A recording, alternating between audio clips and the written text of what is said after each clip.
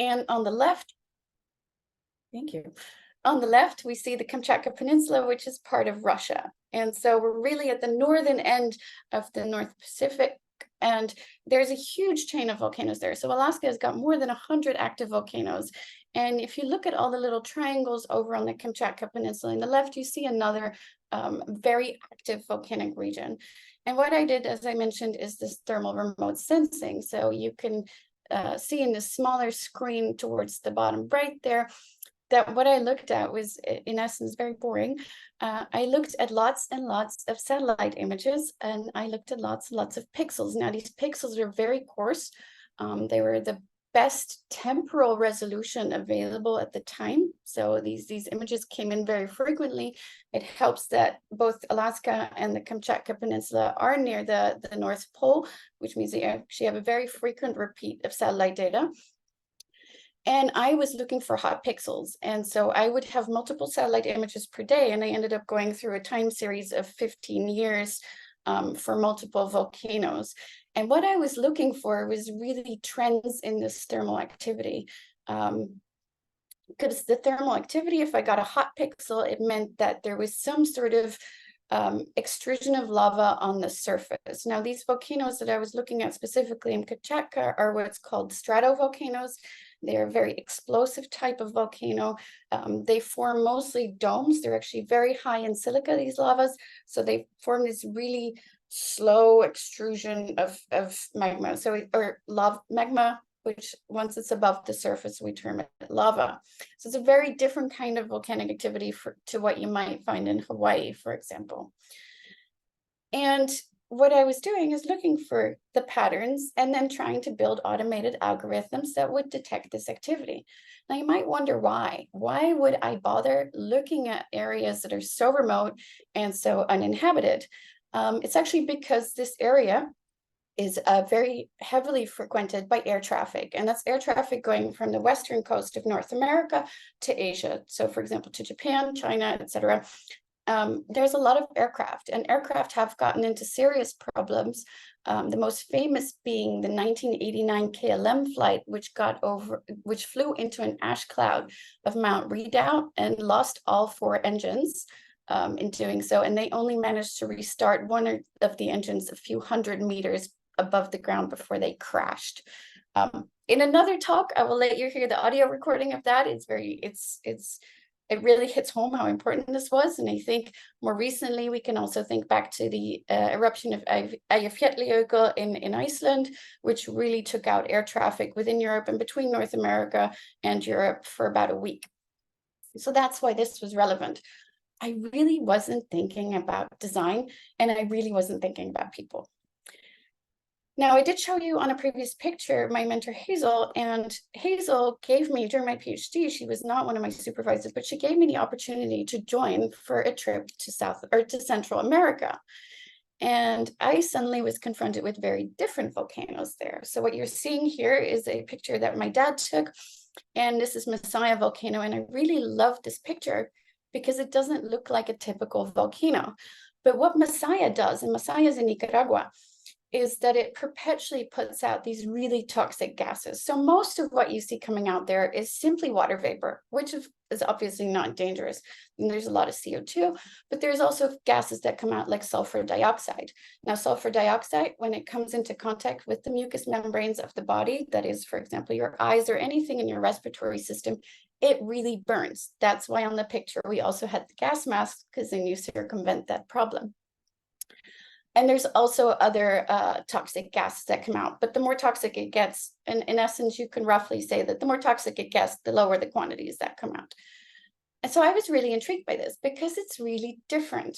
And, you know, they don't necessarily erupt in a very big, spectacular manner like the volcanoes that I've been working with up in the Aleutian Arc and Kamchatka. What is really interesting in Central America, however, is the trade winds, because the trade winds means that these plumes from these volcanoes tend to blow in a very specific wind direction. And then you get what's called the kill zone. Now, on the left there, what you can see is the kill zone at Poas volcano in Costa Rica. You see there that the gases are blown in between these 2 little hills. The crater is over on the far right of that image, bottom right corner. And you can see that where this gas is blowing, there's just rock. There's just rock and ash, and there are no plants. Now, the image on the right, what you're looking at is the kill zone, is also a kill zone. That one is at Turrialba volcano, also Costa Rica, not far removed from Poas. Again, once Turrialba sort of reactivated after a long period of relative quiet, all of these gases started blowing in the same direction. And you can see how these trees have died off. And you can actually see a car there it's sort of in the middle of the image. This is red pickup truck for scale. And then the orange dot is my colleague Jorge, and he's wearing a bright orange coat there. So that gives you a sense of scale. And that's only showing you a very small part of this kill zone. Now, what I hadn't really thought about before or anticipated, because I was very much in this typical, okay, we approach volcanoes from a volcanocentric perspective kind of thought point, is the fact that when you drive around Masaya and you drive a little bit further away from the crater where this first picture that I showed you of Masaya is taken, you get to see scenes like this. And this is actually a very rural, very poor little settlement. The roofs there of the houses are made of largely of corrugated iron, which you can see in front there. Now that disintegrates really, really rapidly under the influence of the rain that comes out of this plume, because once the rain comes through the volcanic plume, what you get is not just acid rain, it's very acid rain. So I was confronted with sort of this visual, and then at some point I was invited to go see a school. And that sort of started to hit home for me. It's like, hang on a minute. It's not just that there's this beautiful, to me, they're beautiful volcano with its activity, and that in itself is really interesting. There's actually people that are being influenced by this activity. There's small children that grow up in this plume, and we have, right at the time, we had no idea what this plume was doing, what the concentrations of the gases were, how that was impacting people, et cetera, et cetera. So the school, which you can't see in this photo, but it also had the same corrugated iron sort of roof. This was the only classroom that was actually usable. The other classrooms that this school had were not usable. This was also a very wide range of kids sitting here. And at some point, I'm going to bring it back to Barbie now, I felt like I was having to make the following choice. What do I have to do? You have to go to the real world. You can go back to your regular life, or you can know the truth about the universe. And the truth about the universe was kind of tough coming from this volcanocentric perspective, because once I started talking to people and to communities about, hey, let's talk about this volcano, it really hit me. They're like, no, we don't care about the volcano. Who cares about this volcano? Yeah, sure, it's putting out this gas, but we don't have a proper school. We don't have enough food to feed our kids. And this is when it really hit me that actually, hang on a minute, I might think that volcanocentric is the way to go, but maybe it's not. Maybe I need to start looking into something else. And I'm not saying that that's that we don't need to do sort of pure volcanology. I think that is really important, and there's definitely a space for that. But, you know, like I said, Barbie's a reflection of her time, and also in the past decade, maybe a little bit more than a decade, which is exactly the period since my PhD, I've seen a profound shift within volcanology, where there is this increased uptake of really looking at a more human-centered perspective of hazards and how they influence people and how people cope with them. So it went from Volcano Barbie to Volcano Barbie and Friends, because what I started doing, and I did this both in Costa Rica and in Nicaragua, is initially I started by interviewing people. I just, being trained as a geophysicist, I had no knowledge whatsoever of social science research. And so I started looking into it. By this time, I had gotten a research grant to do this research, to pursue this line of work. And I just started looking around, and I asked colleagues over in the social science department, what do I do? And they said, interviews. Okay, fine, start interviews.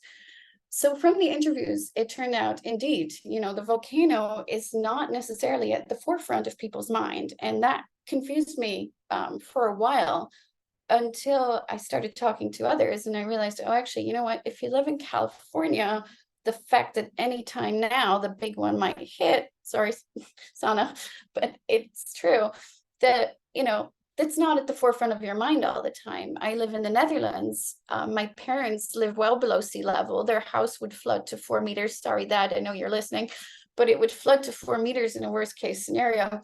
Do we think about that all the time? No. Do we bother with it? Not really. They don't have a rubber boat lying around in the attic. I don't have a rubber boat lying around in my attic. So it's not such a surprise, but it does make it really hard to start engaging with people around this topic of, hey, I know that you don't think about this volcano all the time, but it is in your backyard, and maybe you should, and maybe you should think about preparedness. And that goes as much for these communities that are affected by volcanoes as communities in the Netherlands, for example, who might be in the future, in the near future even, exposed to severe flooding. So initially I did these semi-structured interviews, and that was really interesting because I did find that there was interest in knowing more, but there was also a sort of what I would have termed it was an appropriate level of awareness. They knew that the volcano was there, they knew that it was causing trouble. They didn't know to what extent, but I combined it with some air quality measurements, for example, to see that, up to 15 kilometers downwind, this thing was far exceeding WHO, so World Health Organization, air quality standards in terms of sulfur dioxide. So we knew it was really a problem. So then in Costa Rica, and this is what these pictures are from at Torrealba volcano, I started really doing design workshops, because once I'd done the semi-structured interviews, I wanted to take it a step further. And that's when I found design methods. And around that time, I also started to do a master's degree in design, because I thought, you know what, there's something really powerful here, and I want to pursue that further. So then I started bringing in all these design methods, and I did this in Costa Rica, and it was really fun work. And I think what was really interesting in these sort of participatory workshops where I had people, it's very, nowadays we consider it very standard, get all the post-its on the wall. This is what design thinking looks like. Back in 2013, this was not that well known. It wasn't the norm yet. And so this became really interesting to do there. And the interesting thing that came out of that, for me, was the fact that both the process itself was extremely valuable, as was the outcome of the process. But I won't go into that further. What also struck me, and that struck me again, when I was in Indonesia in June, July of this year doing research there, is the following.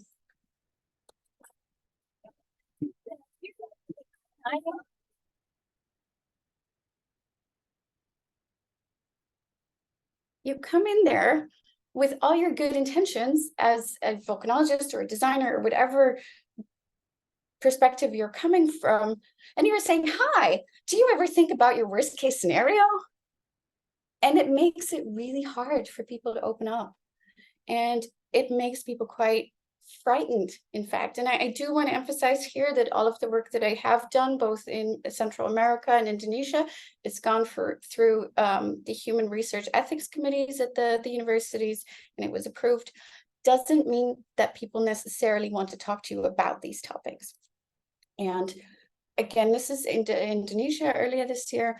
What I found there, we went into schools, is that these schools are very well prepared for potential fires, which are not that frequent, and they're also very well prepared for earthquakes, which are probably the most frequent hazard that they experience. And I was there, but to finish that thought, as soon as you start talking about volcanic activity, they say, oh no, please, I don't want to talk about that, because and then you gently might ask why are you not comfortable? Well, I don't know enough about it. And what we also found, and this is very much still research in progress because we're doing the data analysis right now, but people have a lot of misconceptions, in fact, about volcanic activity. I was told by some of the participants that we spoke to that the biggest danger were lahars, because the biggest danger was ash, because they didn't know what to do with ash. And lahars, they said lahars are not dangerous. Now, a lahar is a mud stream. It's a volcanic mud stream. It'll sweep away anything in its path. It's highly dangerous and you can't necessarily outrun it. Ash is annoying. It's an irritant. It can certainly become dangerous if it falls in large quantities because it will take out your roof, etc. But it's not the similar type of severity that I would necessarily rate that at. So it's very interesting to see that. Anyway, so I was in Indonesia as part of the ASIC Research Consortium. Now, the ASIC Research Consortium now consists of Universitas Indonesia in Jakarta, UNESA, which is in Surabaya, Indonesia. Both of these cities are on the island of Java, and then the Open University in the UK. And ASIC is an acronym, and it translates to Disaster Risk Reduction for All Children. So what this research consortium focuses on is really making disaster risk reduction and disaster risk reduction education accessible to all children. And that includes children who might be hearing impaired, who might have visual impairments, etc. ASIC is also a homonym, so a word that sounds like, it's something that Indonesian kids will scream out when they're happy, when they're excited about something. They'll say ASIC. And so ASIC translates to fun. And I started looking up the dictionary definition of fun, and fun is enjoyment, amusement, maybe lighthearted pleasure. And then as an example, it gives children were having fun in the play area, which immediately trivializes this concept of fun. We think it might be frivolous. It's maybe even superfluous. But, you know, that is our perspective in this world. And I was recently reading a book, and in that book, I found this interesting quote. Why, to be serious, do things have to look serious? This got me thinking, because when we're talking to the children, we're really trying to bring fun into it. And research suggests that certainly in some cases, we have to be serious. And I'm certainly not saying that fun is something that you can bring in everywhere. So this is this was just a small poll, but it's by Sarah Hindman, who really focuses on typography. And, you know, you can see this poll, which danger sign would you choose to trust? And this is really just focusing on the font, and 100% of the people that she polled, which was 88 people, said B. So during a disaster, I am not an advocate of bringing in fun. I think it's not appropriate. I don't think we can do it. Certainly don't want to trivialize disasters or the impact that they have. But looking at the cycle, the disaster risk management cycle, I think there is huge scope to bring in fun before and after a disaster. And this is really where I think that this research is going. And also later on, when we have the comments and discussion, I would love to hear more about it, because I do see a role for fun. I see a role for play. How am I doing on time?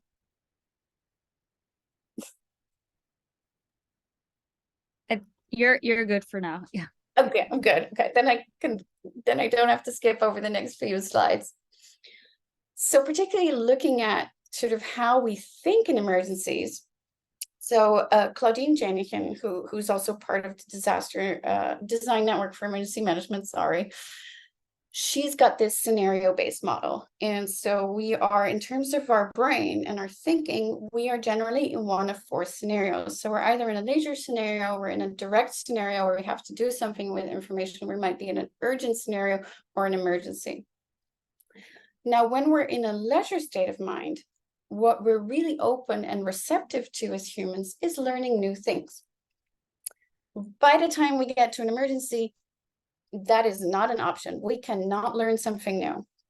And so really, if you combine sort of the brain science with these scenarios, what we see is that in the leisure phase, we can build up learned knowledge. And I think the most famous example, and Claudine gives this example a lot, is the airline evacuation instructions.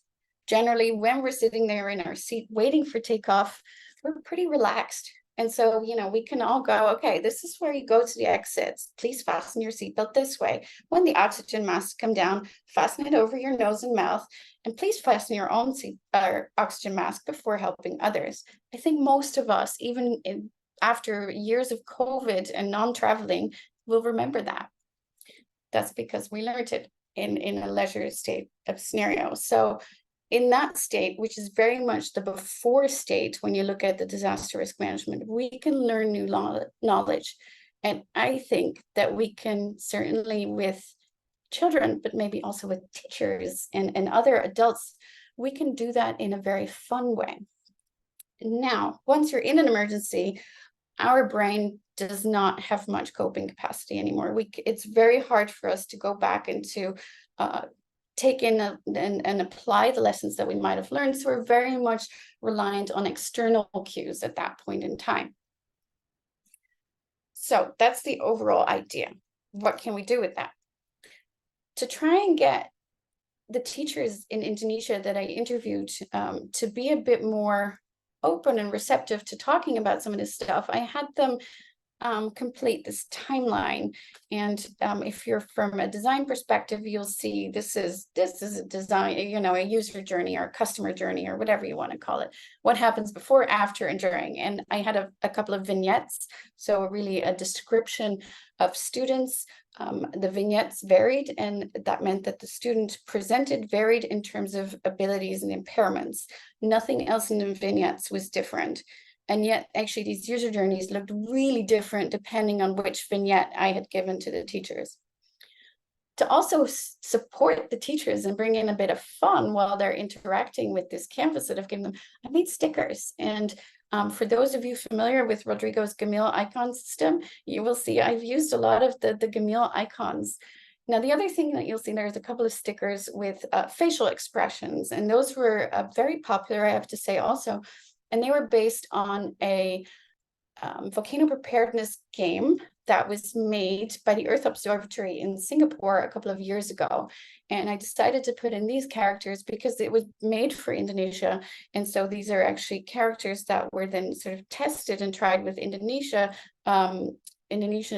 people to see whether or not they would respond to these. So they are culturally appropriate to use in this scenario. And I found that actually just putting in something as simple as stickers made it more fun and made it easier for people to start talking about this. And I think it removed a little bit of a barrier that people might have when they're faced with a totally blank sheet of paper. Somehow putting stickers on that removed a barrier in completing the piece of paper, but it also removed a barrier in terms of what they were willing to share. The other interesting thing, and I'm almost finished, is that what we are doing with the ASIC consortium, the research consortium, is that we're starting to bring together a couple of different techniques. So one of the things that Universitas Indonesia has been doing is disaster risk reduction songs. And you can see from this image how much fun the disaster risk reduction songs are. And so what they do is they frequently host workshops with teachers, but rather than teaching specific disaster-related songs, the teachers are taught a methodology, or method, I should say, to develop their own songs with the kids that they're teaching about disasters. And what I found really interesting is that these songs, I participated in one of the workshops, and the group that I was in, we got the challenge to make a song for after a disaster. Now that was kind of tough. What do you do after a disaster? What do you want to teach a kid? What do you want to make sure that they think about at that point in time? And so actually, one of the other interesting things that's coming out of this research now is that one of the things that's really highly prized in Indonesia is the mental well-being of both the children and the teachers. And this plays such an important role that this is also what the song ended up focusing on.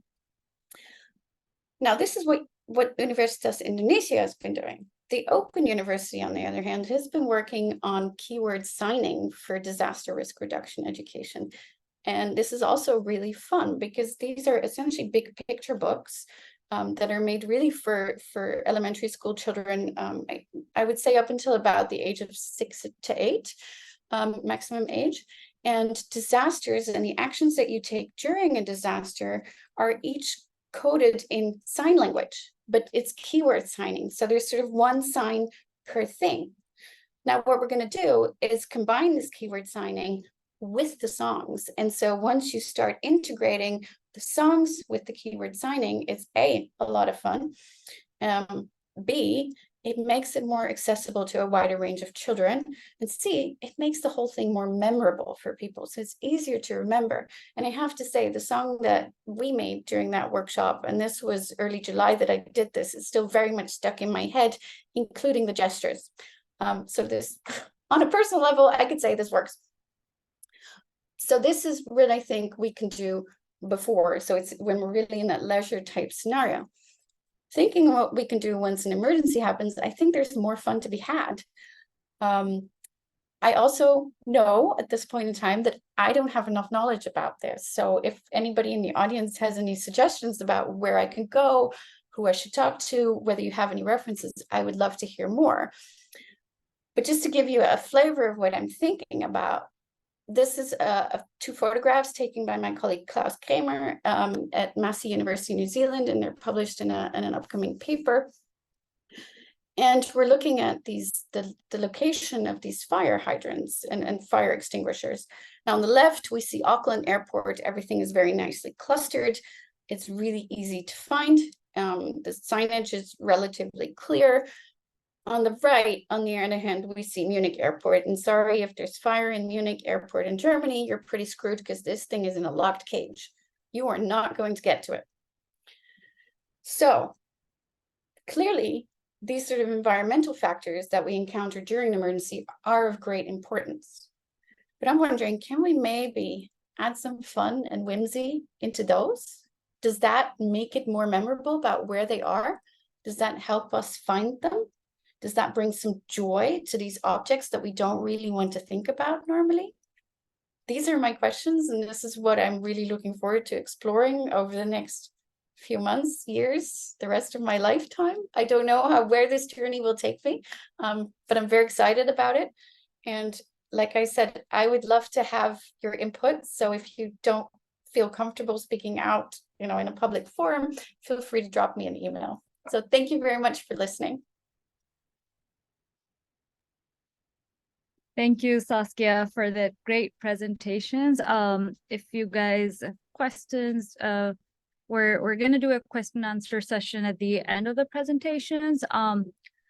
So the next presenter that we have is Felipe Aguilera. Their pronouns are he and him.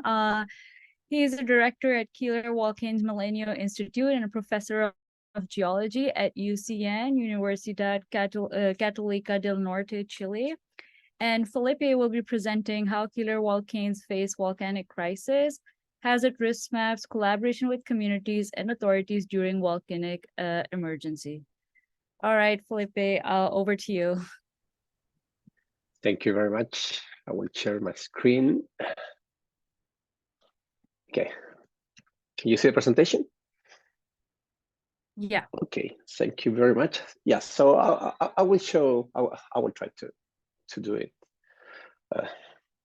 as well as possible, to how we start to work with the communities, but also with authorities in order to collaborate and produce more knowledge and to give anything that is necessary to face volcanic eruptions and all the activity related. So just to start, we take a look at the Andes. This is a long chain of volcanic change here in South America. We have 4 active areas. The northern volcanic zone that's covering the Colombia and Ecuador. Then the central volcanic zone that is a very extended area, covering several countries like Peru, Bolivia, Argentina, and Chile. And then the southern and the austral volcanic zones that is shared between the Chilean and Argentinian territories. And if you see the list, we have a very long list of several active or potentially active volcanoes. And one of the a lot of volcanoes there is the central volcanic zone of the Andes, with at least 62 active or potentially active volcanoes at this area that is covering the northern Chile, and where's our main focus area we are working. So to understand how we are collaborating in this area is to understand how is the institutional emergency framework in Chile when volcanic crises happen. So we have a technical institution that is called CERNAGEMIN. This is the Geological and Mining Survey here in Chile, and is the responsible for the volcanic monitoring, and is the responsible to report the technical alert. Depending of the levels of the alerts, the CERNAGEMIN works with 4 alerts levels: the red one, the yellow, and the the 4 levels: the green, yellow, orange, and the red alerts. And there's other institution that is the most important because it's the risk reduction disaster institution, and the responsible also of the emergency response during the crisis. So they produce the national alerts, so we have to obey what CENAPRED says about that after of the technical reports and the alerts of the CERNAGEMIN. And in this case, CENAPRED works with 3 alert levels: the green, the yellow, and the red.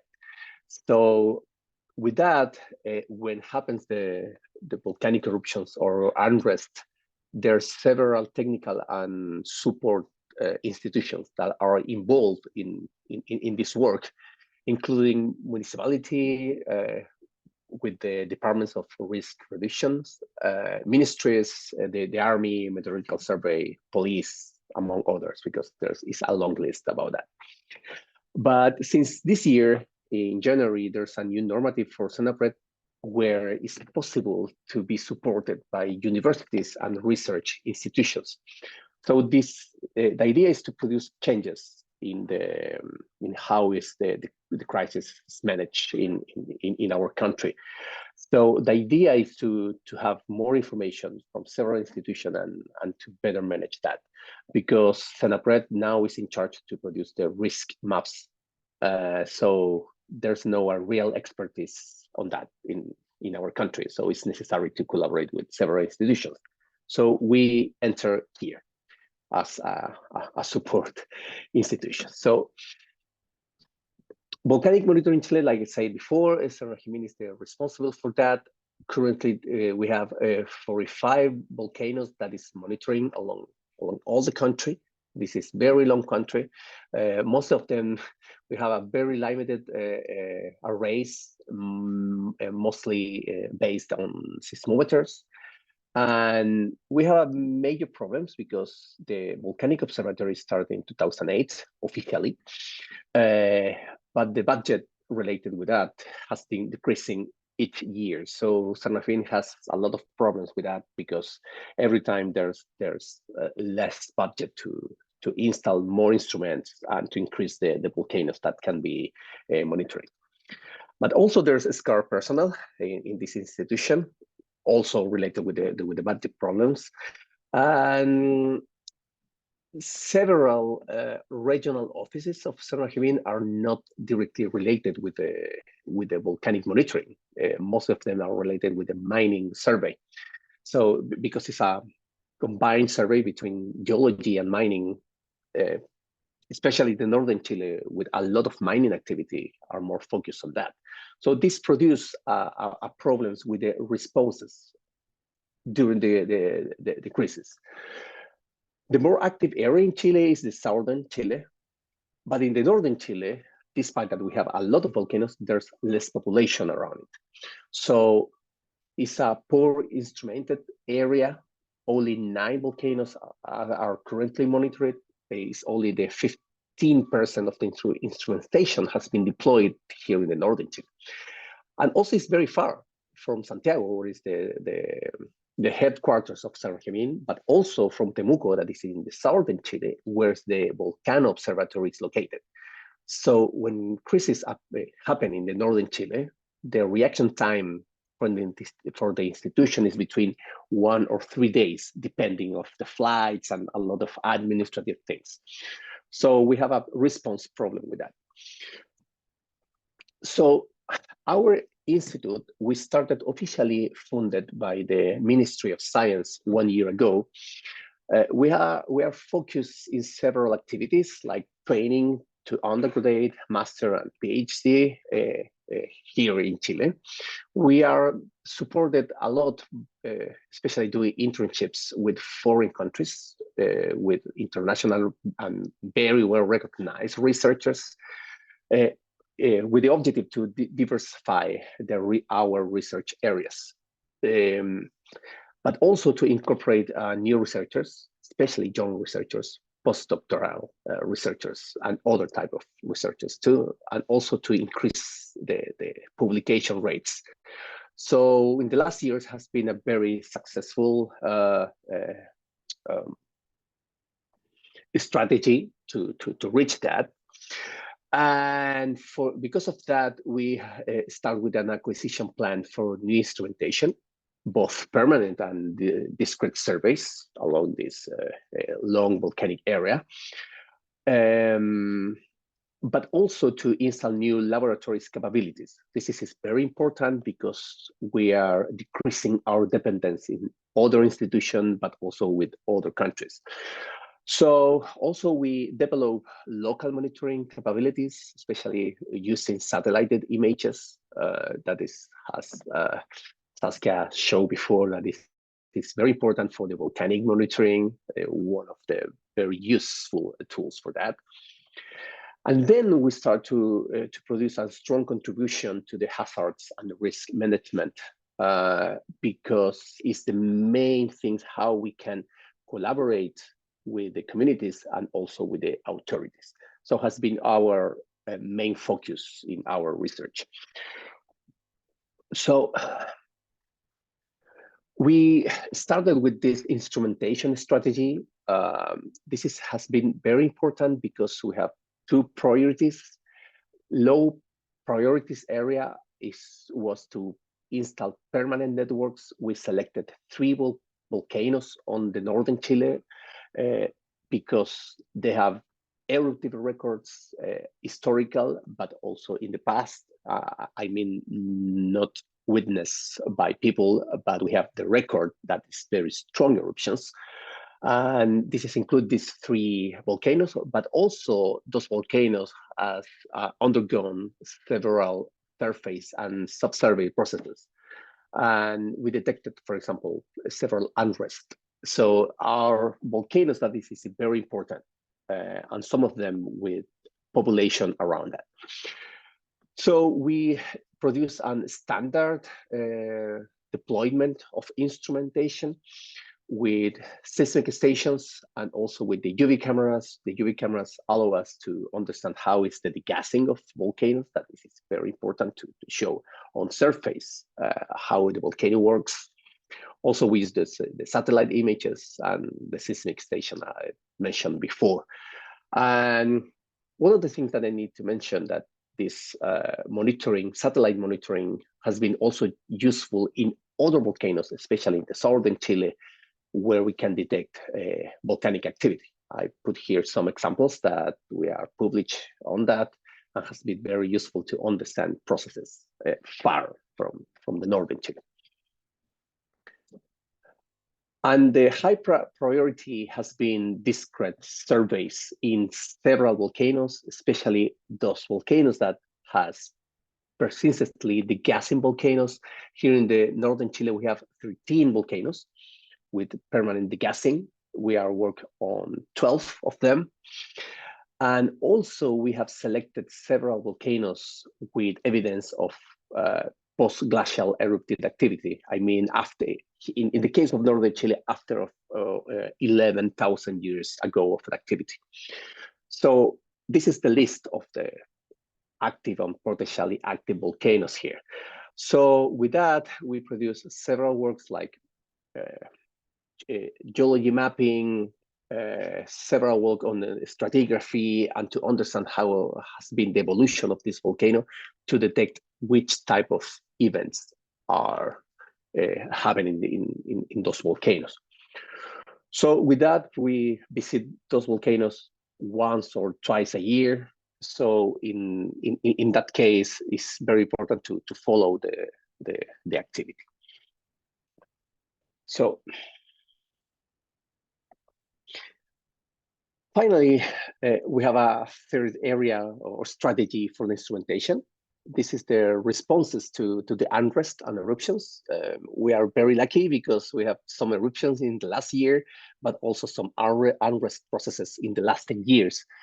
So for that, when happened this, we deployed also a similar strategy for the instrumentation, like seismic array, surveillance camera, high frequency for measure or the gassing campaigns, because it's a very strong area here, a research area that the gassing, drone flights, our infrared camera mapping for to detect thermal futures on volcanoes, deployment of ash collectors to collect ash after the eruptions and use the satellite image, especially for the thermal monitoring and to detect morphological changes, especially around the crater or inside of the craters.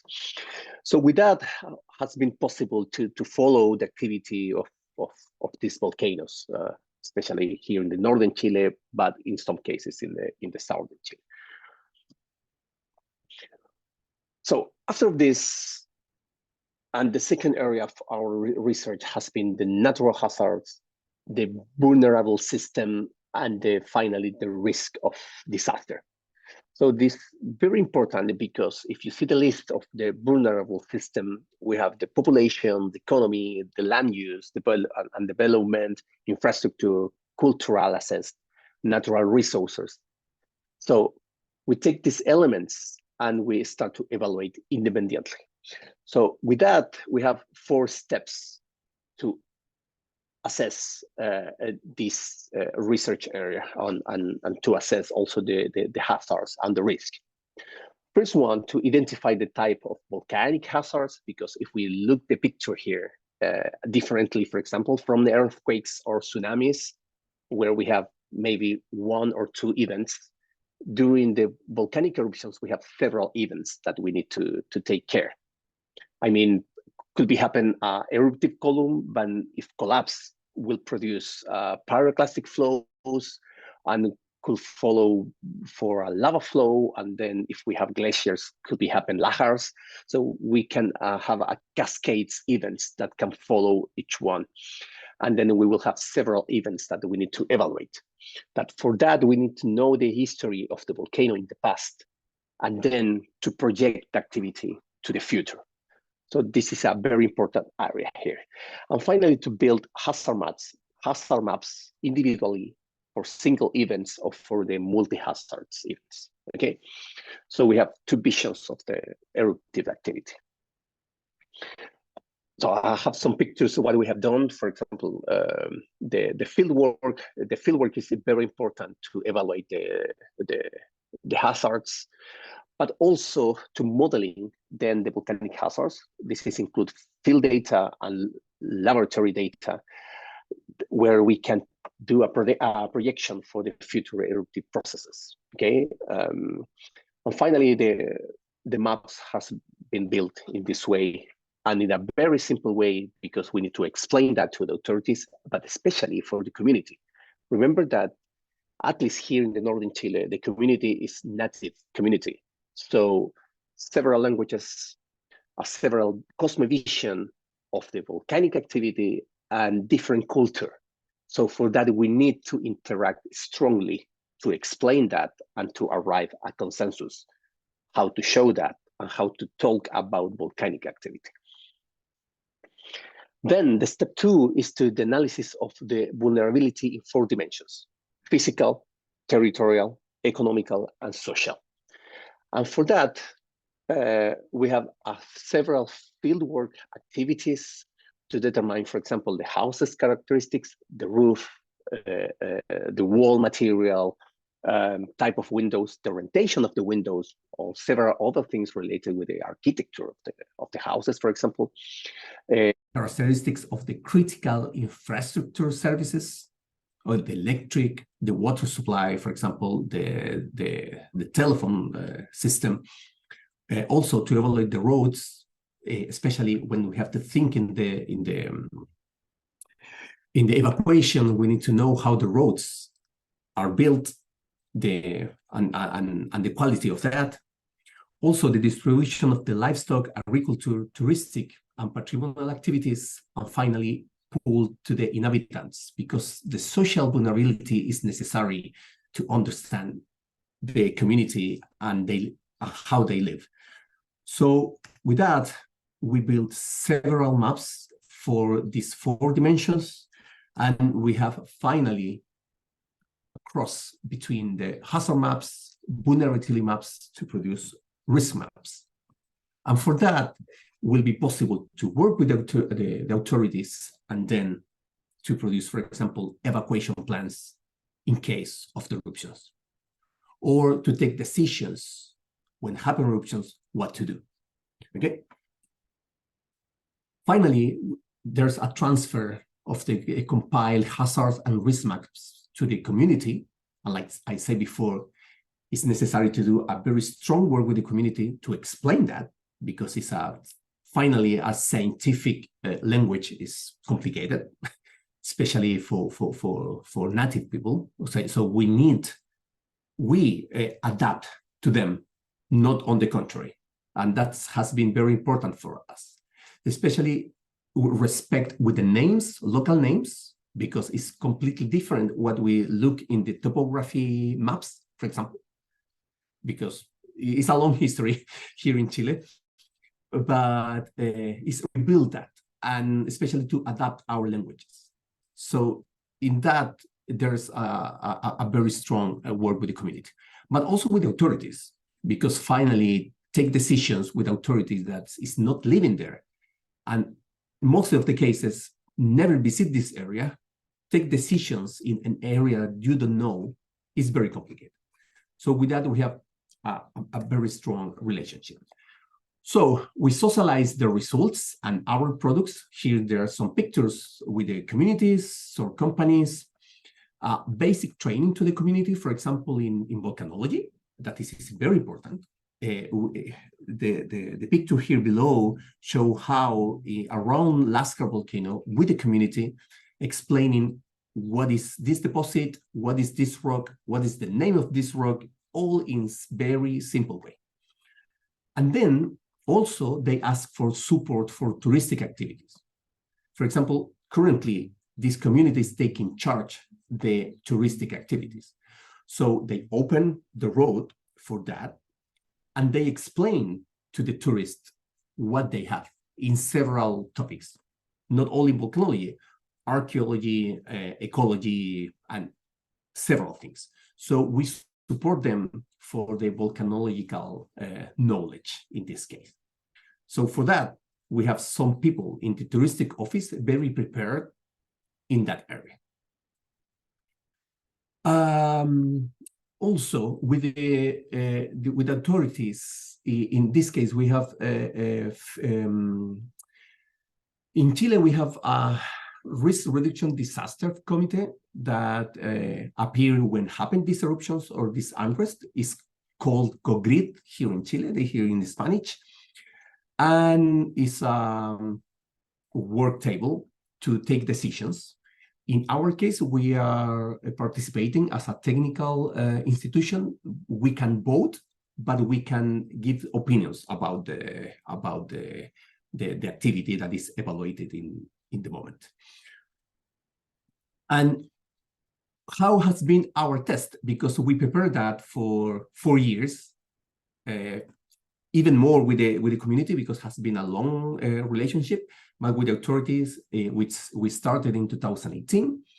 And in 2022, we have our final test, because Lascar volcano erupted in December, has appeared here in the picture. Despite that it was a short-lived explosion, was the big eruption after several years. The last one was in 2007, so some people don't remember that. And also the authorities was completely different. Okay, so it was a small eruption, but has a very interesting thing. For the first time was observed the ashfall in the Chilean area. because the winds all the times goes to Argentina. So it's very common that after the eruptions in Argentina, there's ashfall. But in this case, the winds change and happen here in Chile.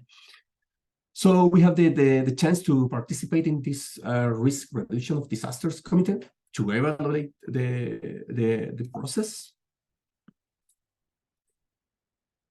And then I will show the results after, later. Because I need to comment something. What happened with the community? And I put first because for us it was most important. Why? 3 days before the eruption, the community called us and say the volcanoes changed the behavior, especially in the degassing. Okay, so here are some pictures at the right about that. The community comment us that maybe it's a change in the possible future activity. Finally, they were right about that. Okay, so once the eruption happened, the community called us and say, okay, the volcano is erupting, and immediately we call to the Senapred. Okay, I will show that later. But this is very important. The Talavera's touristic office report immediately that there's people in the summit. And here, the picture here on the left is a screenshot of a video of some tourists on the crater. This appeared in the news here in Chile, that how amazing has been an eruption observed from in the summit. And they were very worried about that.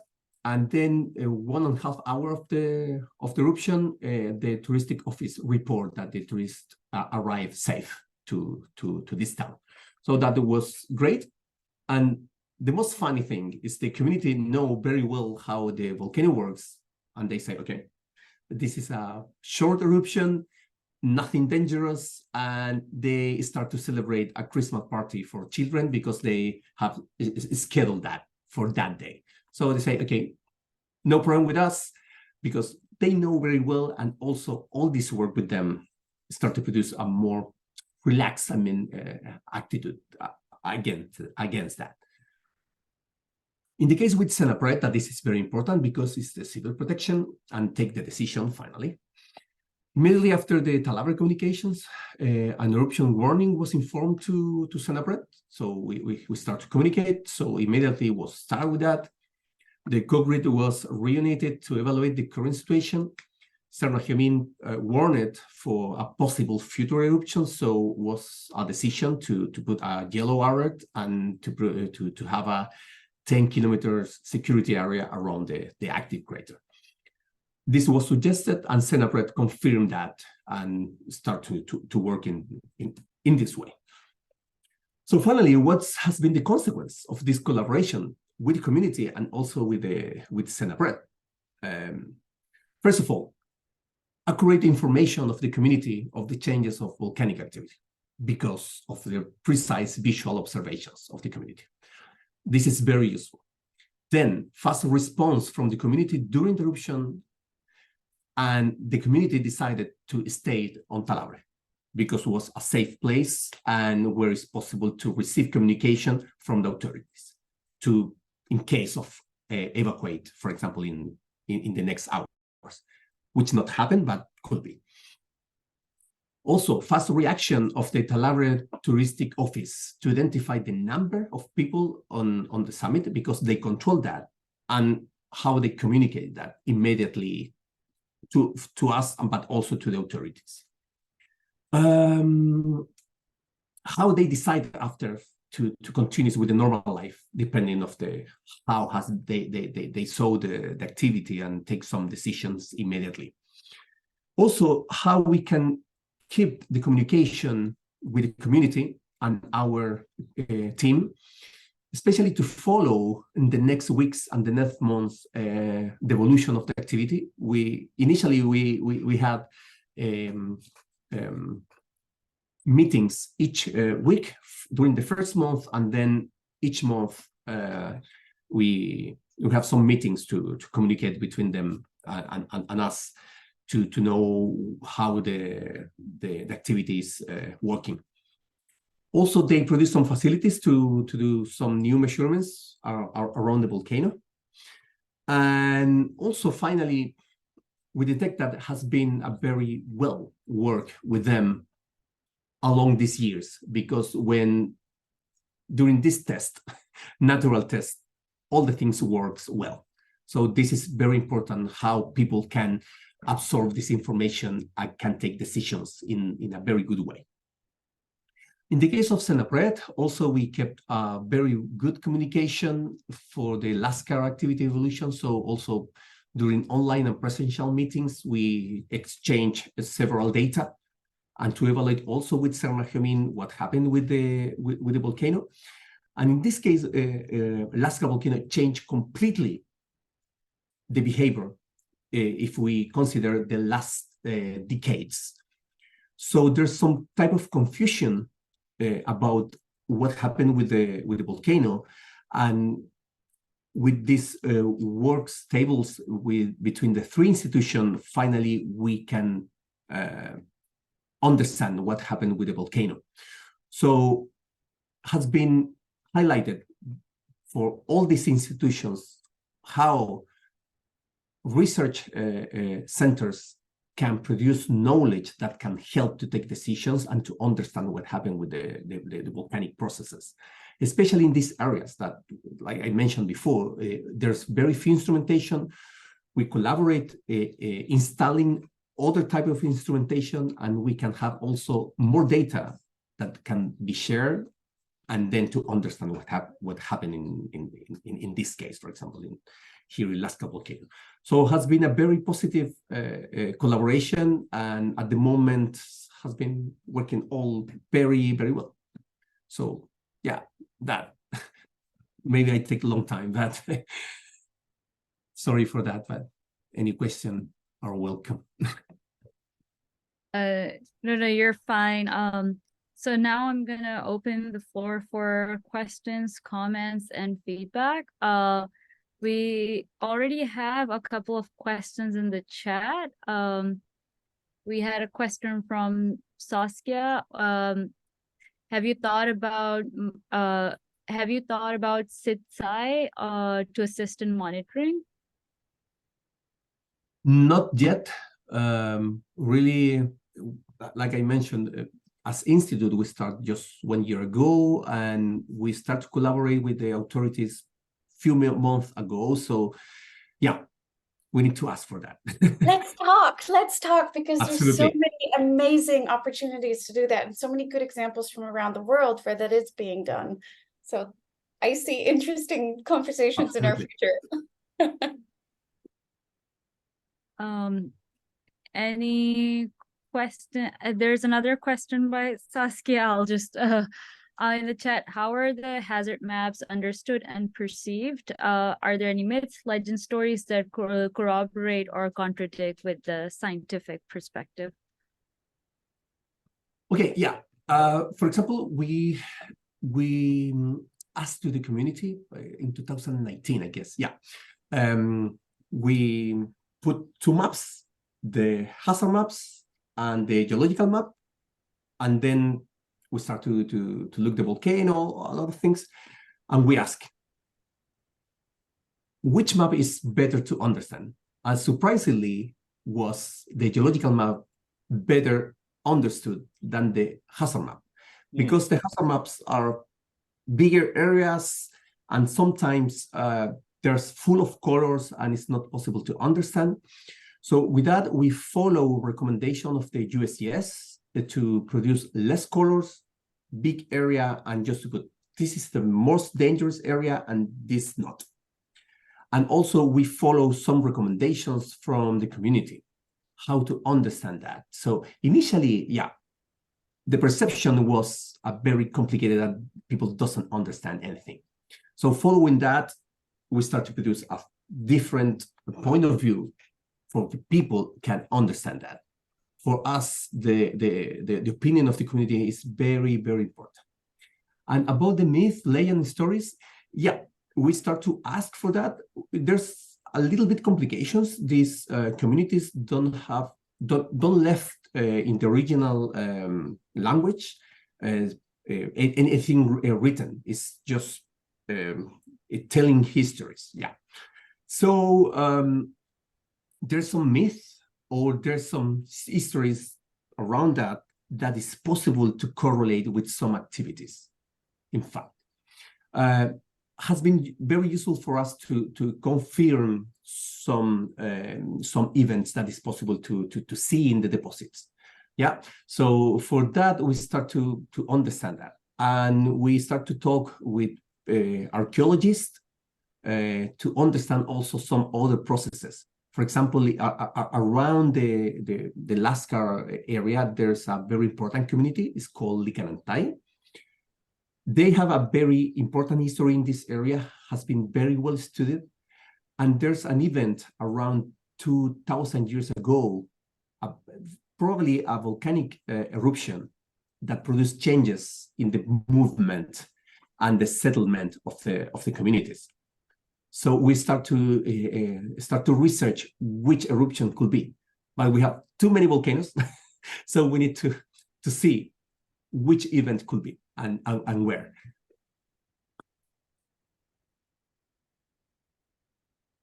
Any other questions?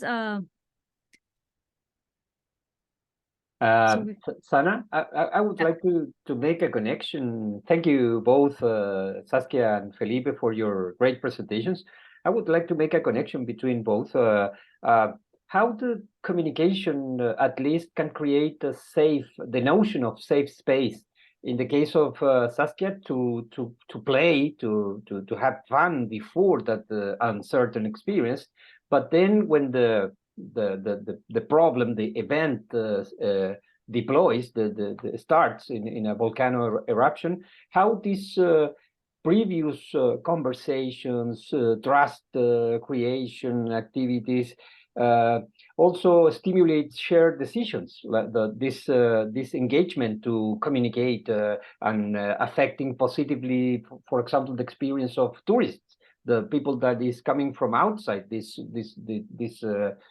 system, and it's affected, in this case, fortunately, in a positive way. I remember when you showed, Felipe, that video from a touristic guide, and it was a matter of concern about the safety of people going around volcanic eruptions, like extreme touristic activity. I think in these cases, the communication becomes really, really important. And of course, the maps for hazards, for vulnerability, but also to communicate what decisions can they make.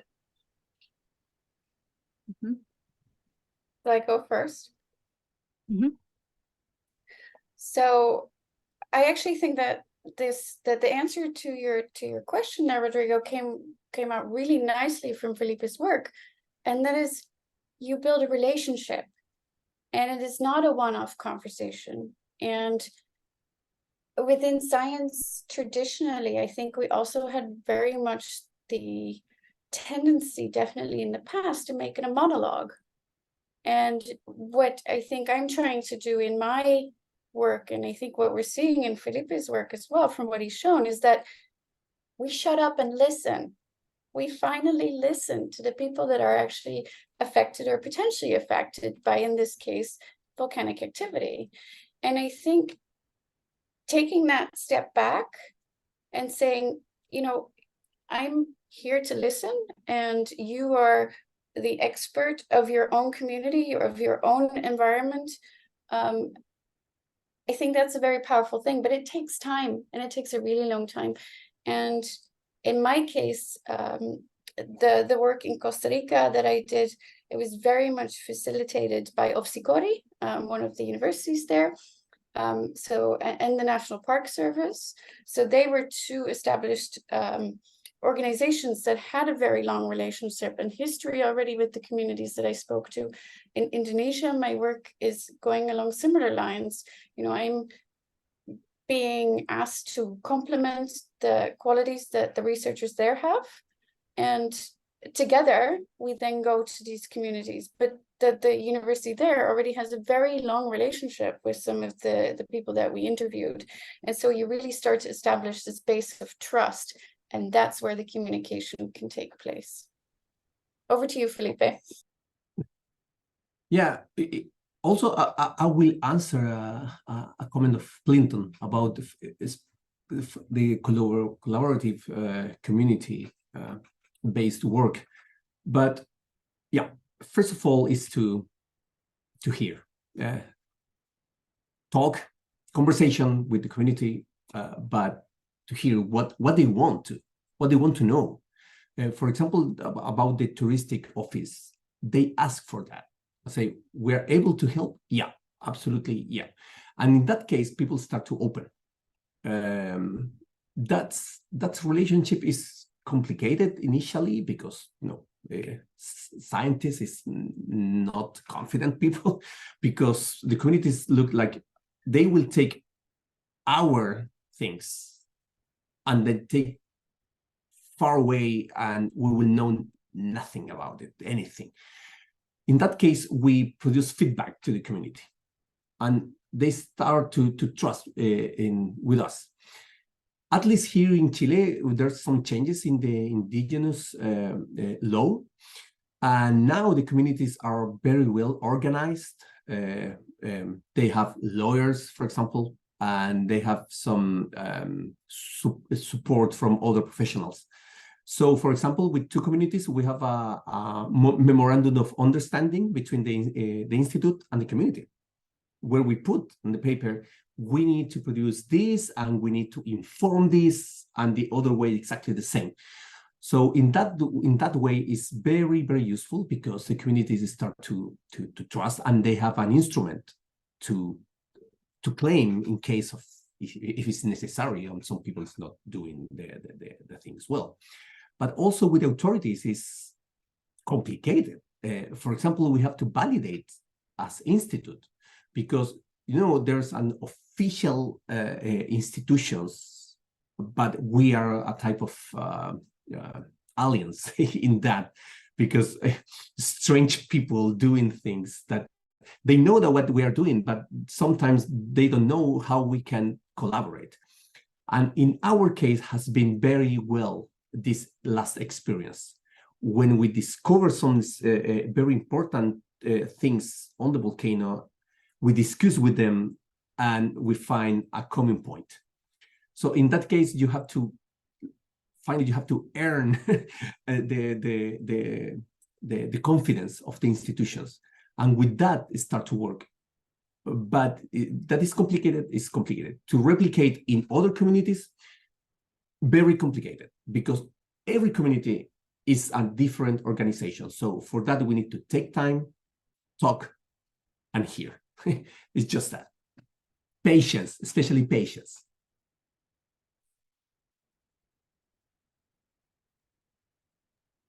Thank you both. Any other question? We have a question in the chat, Felipe, for you. It's by Roberto. For 1 year, it seems that you have done a lot. How many people work at the institution? How is the international collaboration with Argentina, Bolivia, and Peru, given the closeness? How does that work? Mm-hmm. Okay, yeah. Officially, we have 1 year working, funded by the Ministry of Science.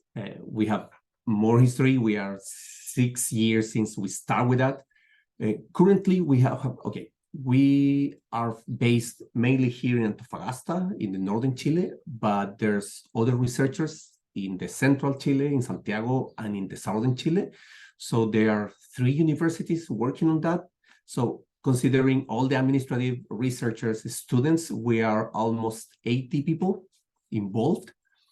Yeah, we are 7 principal investigators. There's 6 postdocs. There's 5 between young and joint from other institution researchers, and PhD, master students, undergraduate for that. All of this group is almost 80 people. And how is the collaboration with other countries? For example, we have a long collaboration with Argentina, with CEGEMAR, which is the Geological Survey, with Universidad de Buenos Aires, Universidad de Salta, and in Tucumán too. We are published together. We have common students that are advised and co-advised between them. And in April, we have scheduled in 2024 a field trip to Bolivia to start to work on that side too. And in February, also we have a plan to expand our work to Guatemala. We have also a plan ready to work on February. And the last one, we opened in the last year fellowship for master and PhD students only for countries, people from countries according to the World Bank, that middle and low incomes. And because of that, here we have 3 students, 2 from Ecuador, one from Mexico, doing the PhD and master here. So our idea is to prepare people also for Latin America, because several countries don't have access or a lot of access to education. So it's for that that we are helping also the Latin American community. Okay, we have Clinton with a question. Yeah, I think to both of you, thank you so much. Really great presentations. What you're talking about, Felipe, there at the end is just how do we replicate this? And you know, both of you, I think, kind of mentioned like funding and the challenges of this type of work, the diversity of the communities you engage with, and the broad geographical and cultural needs. So that's my question is, how have you two thought about replication to reach more? And I really loved your comment there, Felipe, about creating open people. How do we do this in a way that replicates it and creates this openness to self-advocacy, to growth and knowledge that is so essential to what you guys are talking about? Saskia, if you want to start. Sure. Oh gosh, where should I start? Should I start with my absolute hatred of the concept of scaling? No, I've heard it. So I've worked as a design and innovation strategist at the Netherlands Red Cross, and scaling is one of these things that kept coming up. But I think a problem that we run into a lot of the time when we look at scaling is that we expect that you could take a solution that works in one place and copy and paste it in a second. And it simply doesn't work like that. Now, what I do think is really interesting, and forgive me because I am very much biased towards the Red Cross for having worked with them for quite a number of years, is that they are a volunteer-driven organization. And I think the power of something like the Red Cross, and I'm not saying that you necessarily have to work with them, but the power of an organization like that is that they tend to have volunteers almost everywhere, not quite everywhere, but in a lot of communities. And they're also starting to see, for example, that it is becoming more and more important to do things before disasters occur. And so with the shift in focus that they're having, plus the reach that they have, I think collaborating with organizations like that is a very powerful way, because also the volunteers that do volunteer for the Red Cross, for example, they come from the communities that we're talking about. They know what's going on in their own community, and they know what's relevant there, what's important to the local people there. And so I think that is where you can start to look at scaling things. And I think it's also about handing over control to some extent. So you can, forgive me here, Felipe, but a lot of monitoring at some point, hopefully, can be automized. And you know, that's when you could say, okay, we can now definitely take a more hands-off approach on the technical side. Let's look more at how we can strengthen that social side. Over to you. Yeah, I think I can separate in two different things. One is with the community, that when you is not, the replication of the experience is cannot be done in every place in the same way. The first of all is to understand how community works. We have to face, for example, with very well organized communities, but others that it really doesn't matter. Right? Just take individual decisions or reactions with the conversations and anything, or to the scientific work. So with that, it's for that I say that first of all is patience. Finally, we are working with people, so all people is different. So first of all, I think all the responsibilities from us, in the sense that we have to adapt and we have to hear and we have to understand that the reception of people will be completely different. Even here in the same region, there are several native communities. One is, for example, Licanantay, but others are Aymaras. And they are very close, but they don't understand too much together. So it's completely different from each one. So in that case, it's necessary to be very open with that. But also, there's another thing that is very, very important.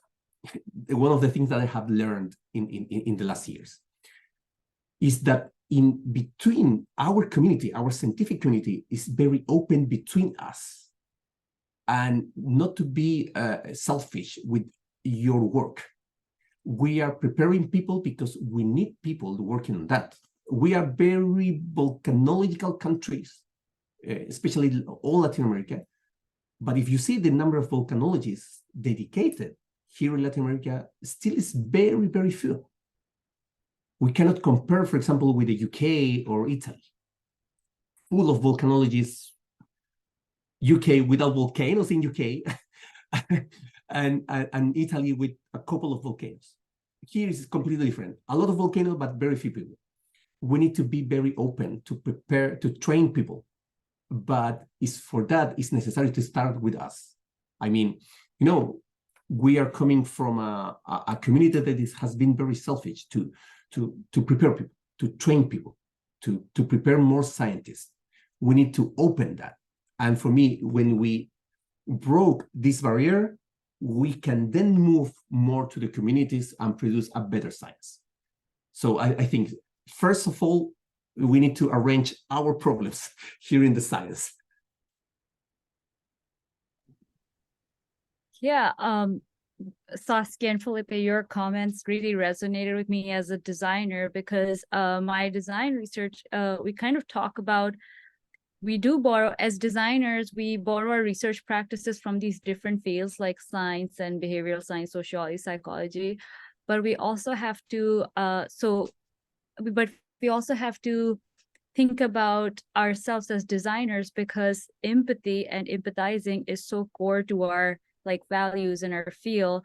So instead of, when we're conducting research, instead of using this, you know, a scientific or behavioral science approach of like outside in approach, where we see communities as subjects, as designers, it's, and something that both Saskia, you and Felipe have used, is like inside out approach, where you're kind of embedding yourself in the community, learning from them instead of seeing them as like subjects per se, and then applying that knowledge and you know, assimilating yourself within the community to look for solutions. So I really appreciate that. And your research is not just about like looking at these volcanoes, but it's also looking at these design methodologies that can work in helping different communities. So I just wanted to comment on that. Any more comments, feedbacks, questions?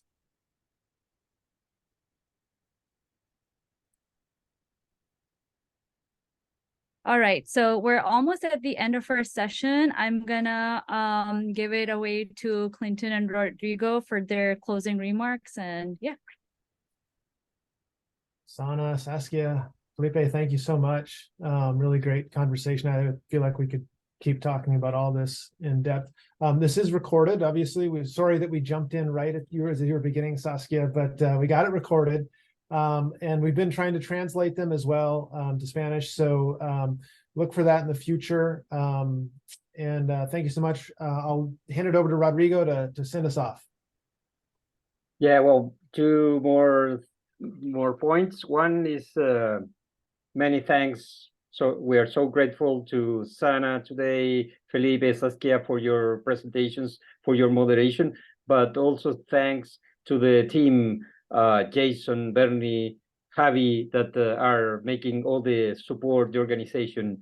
I would like also to say thanks to the people from Cernagiomín and Senapred that came today to see these presentations. Felipe showed it very well in his presentation about creating relationship between the authorities and the scientific or academic field. Sometimes it's not so fluid, so it's a very good practice. Saskia mentioned also in Turrialba and Poas Volcano, the work with local communities there. And the last point, but not least important, I'm copying at the chat some references. Today, Saskia and Felipe have mentioned that, and I would like to remark the new book where Saskia is one of the editors, Design for Emergency Management, that is being published very soon in November, Saskia, if I'm not wrong, no? Or it's just published? It's available for pre-order in November. Okay. So publishing turns out to be a very slow process. Okay, but I think officially, I think it's coming out next year, early next year.